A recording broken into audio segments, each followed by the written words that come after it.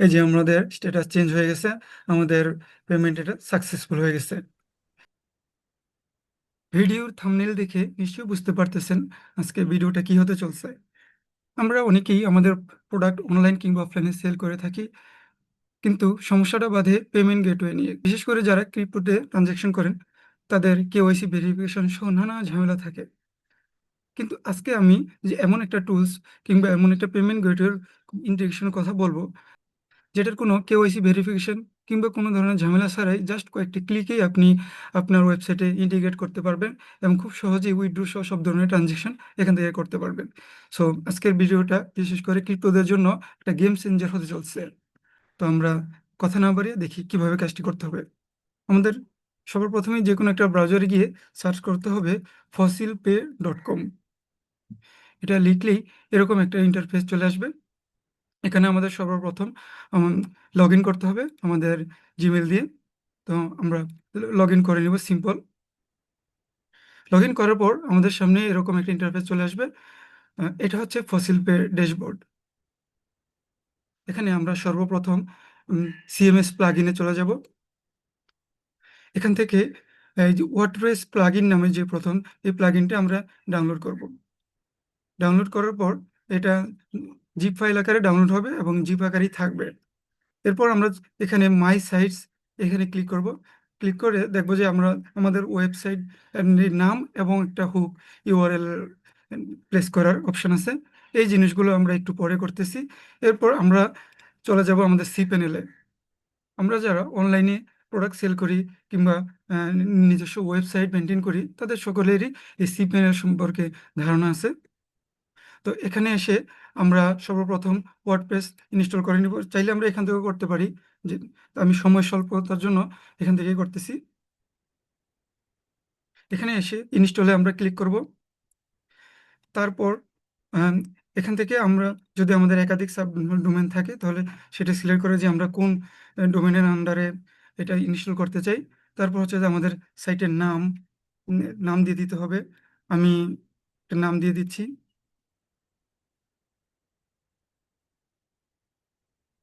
তারপর হচ্ছে আমরা ইনস্টলে ক্লিক করব।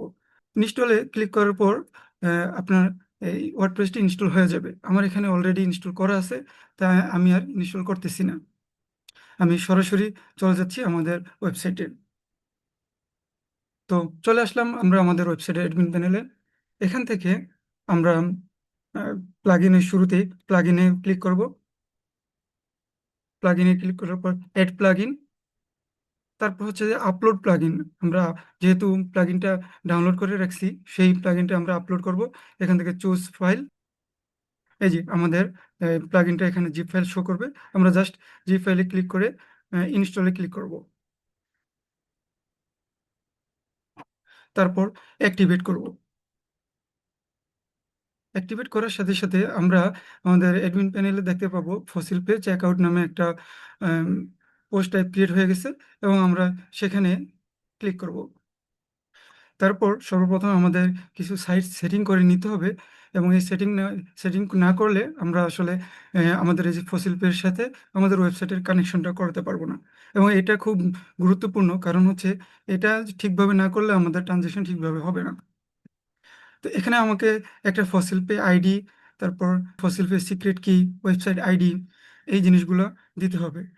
একটু নিচে দেখেন ওয়েব হুক নামে একটা অপশন আছে, যেখানে একটা ইউআরএল আছে এবং এই ইউআরএলটাই আমরা আমাদের কপি করতে হবে।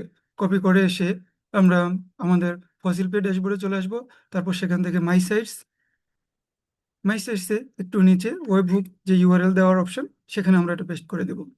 তারপর ওয়েবসাইটের নাম হবে আমাদের ওয়েবসাইটের নাম। তারপর সেভ ওয়েবসাইট। এই যে আমার এখানে ওয়েবসাইট সেভ হয়ে গেছে।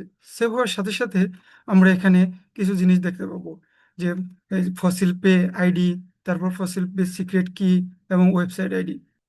আবার আমরা এই যে অ্যাকশনে কোড, এই কোডসে ক্লিক করলেও আমরা এই জিনিসগুলো একসাথে এখানে পাবো। এই জিনিসগুলো আমাদেরকে ওয়েবসাইটে এখানে সেট আপ করতে হবে আমাদের। তো আমি কপি করে নিয়ে যাচ্ছি ফসিল পে আইডিতে। তারপর ফসিল পে সিক্রেট কি, তারপর হচ্ছে ওয়েবসাইট আইডি। এই তিনটা জিনিস সঠিকভাবে দেওয়ার পর আমরা সেভ সেটিংসে ক্লিক করব। আমাদের সেটিং সেভ হয়ে গেছে। এবার আমাদের এখানে একটা অপশন আছে প্রোডাক্টস, আমরা প্রোডাক্টসে ক্লিক করব। তারপর হচ্ছে আমরা আমাদের প্রোডাক্ট এখান থেকে সেট করে দিব। এখানে আমরা আমাদের প্রোডাক্টের নাম, প্রোডাক্টের আইডি, ডেসক্রিপশন দিয়ে আমরা এখানে প্রোডাক্ট সেট করে দিব। তো আমি কিছু ডেমো প্রোডাক্টের নাম পূর্বে থেকে লিখে রাখছি, আমি ওই ওই জিনিসগুলো এখানে অ্যাড করে দিতেছি। প্রোডাক্টের নাম, প্রোডাক্টের আইডি,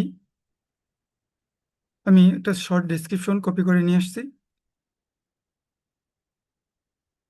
তারপর আমরা এখানে কি ধরনের প্রোডাক্ট সেল করব, যেহেতু আমরা ডিজিটাল প্রোডাক্ট সেল করব তাই আমরা ডিজিটালটা সেট করে দেব। তারপর প্রাইস, আমরা আমাদের প্রোডাক্ট অনুযায়ী প্রাইসটা সেট করব। তবে প্রাইসটা হবে ইউএসডি, ডলার হিসেবে। তারপর যেহেতু ডিজিটাল প্রোডাক্ট সেল করব তাই এখানে আর অ্যাড্রেস অ্যাক্সের আমাদের দরকার নেই, তারপর আপনারা চাইলে দিতে পারেন, তবে দরকার নেই। তারপর এখানে হচ্ছে ডাউনলোড ইউআরএল, আর এখানে আমরা আমাদের প্রোডাক্টে ডাউনলোড করার ইউআরএলটা দিয়ে দিব। আমরা চাইলে এক্সটার্নাল দিতে চাইলে সেটাও করতে পারি। তো আমরা যেহেতু নিজেদের প্রোডাক্ট দিব তাই মিডিয়া লাইব্রেরিতে যাব।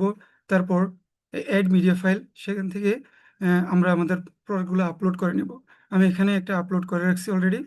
তারপর হচ্ছে আমরা এই প্রোডাক্টে ক্লিক করলেই এখানে ইউআরএলটা দেখতে পাবো। এই ইউআরএলটা আমরা কপি করে এসে আমরা আমাদের এই ডাউনলোড করে ইউআরএলে পেস্ট করে দিব। তারপর হচ্ছে সেভ প্রোডাক্টে ক্লিক করব। সেভ প্রোডাক্ট করার পর আমরা নিচে, একটু নিচে চলে আসলে স্ক্রল করে আমরা একটা শর্টকাট দেখতে পাবো। আমাদের মূলত কাজ হচ্ছে এই শর্টকাটটি নিয়ে। আমরা এই শর্টকাটটা কপি করব। কপি করে আমরা আমাদের এবার অ্যাডমিন প্যানেলে আমরা যেই পেজে দেখতে চাই সেই পেজে আমরা চলে যাব। আমি এখানে আমার ওয়েবসাইটে একটা অলরেডি এক্সট্রা যে থিম ওটা ইনস্টল করে রাখছি, যাতে বোঝানোর সুবিধার্থে। তো আমরা চলে যাই আমাদের পেজে, যে কোনো একটা পেজে। আমরা হোম পেজে চলে যাই। হোম পেজে কোনো একটা সেকশনে গিয়ে ধরে নিই এটা আমাদের প্রোডাক্ট, এবং এটা এটা হচ্ছে যে প্রোডাক্টের ডেসক্রিপশন, টাইটেল। আমরা এই জিনিসগুলো, এই সবগুলো কেটে আমরা জাস্ট আমাদের শর্টকাটটা এখানে পেস্ট করে দিব। পেস্ট করে দিয়ে সেভ করে দিব। সেভ করে দেওয়ার পর আমরা এই পেজটা ভিউ করব। ভিউ করলে আমরা দেখতে পাবো আমাদের প্রোডাক্টের নাম, ডেসক্রিপশন এবং এর প্রাইস, এবং নিচে একটা বাই নাও অপশন চলে আসছে।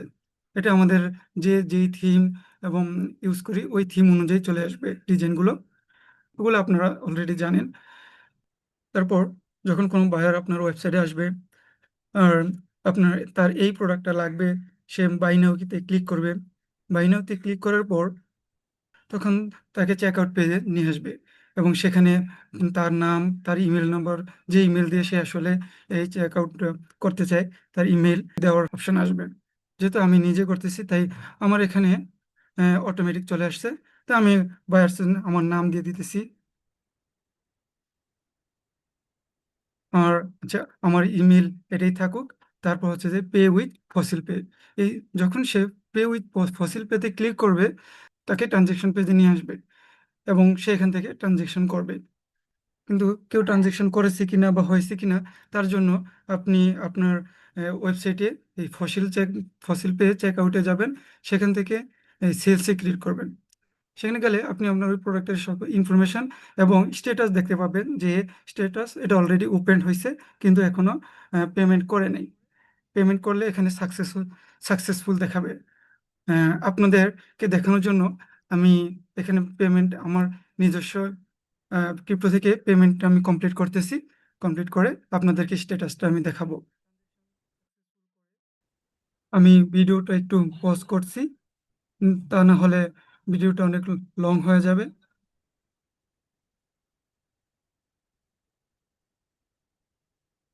আপনাদের দেখানোর স্বার্থে আমি একটা ট্রানজ্যাকশন অলরেডি সম্পূর্ণ করছি। আমরা পেজটা একটু রিলোড করি। রিলোড করলে আমরা স্ট্যাটাস চেঞ্জ দেখতে পাবো। এই যে আমাদের স্ট্যাটাস চেঞ্জ হয়ে গেছে, আমাদের পেমেন্ট এটা সাকসেসফুল হয়ে গেছে। এখন এই টাকা আমরা কিভাবে উইথড্র করব, তার জন্য আমাদেরকে চলে যেতে হবে ফসিল পে ওয়েবসাইটে। আমাদের অ্যাকাউন্টে লগ ইন করার পর আমরা এখানে উইথড্র নামে একটা অপশন পাবো। সে উইথড্রোতে ক্লিক করব। সেখানে গেলে আমাদের আম, মোট যে ব্যালেন্স ওটা শো করবে এখানে। তো এখানে অ্যাটলিস্ট $100 হওয়া লাগে উইথড্রোর জন্য। এখানে আমার মাত্র 39.45 ডলার আছে। তো $100 না হওয়া পর্যন্ত এখান থেকে উইথড্র করা যাবে না। তো এখানে প্রসেসটা বলে দিই। সেখানে আমার একটা ইমেল লাগবে, আর হচ্ছে এখানে বিটকয়েন ওয়ালেট যে অ্যাড্রেস, ওয়ালেট অ্যাড্রেসটা লাগবে, আর হচ্ছে আমি কত টাকা উইথড্র করতে চাই ওই টাকার অ্যামাউন্টটা এখানে লিখে দেব। তারপর হচ্ছে সাবমিট উইথড্র করলে এটা উইথড্র হয়ে যাবে। এই ছিল এটার সম্পূর্ণ ইনস্টলেশন অ্যান্ড ওয়ার্কিং প্রসেস। খুবই সিম্পল, জাস্ট কয়েকটা ক্লিকের মাধ্যমে আমরা আমাদের ওয়েবসাইটে এটা ইন্টিগ্রেট, এবং সেখান থেকে পেমেন্ট ট্রানজেকশন হওয়ার পরে উইথড্র সবকিছু খুব সহজে আমরা করতে পারি। এখানে কোনো ধরনের কেওয়াইসি ভেরিফিকেশন কিংবা অন্য কোনো ধরনের ভেরিফিকেশন ঝামেলা ছাড়াই আমরা এই কাজগুলো খুব সহজে করতে পারি। এই ছিল আমাদের আজকের আয়োজন। আহ, পরবর্তী ভিডিওতে আমরা নতুন কোনো সিএমএস নিয়ে আলোচনা করব। সে পর্যন্ত আমাদের সাথেই থাকুন। ধন্যবাদ।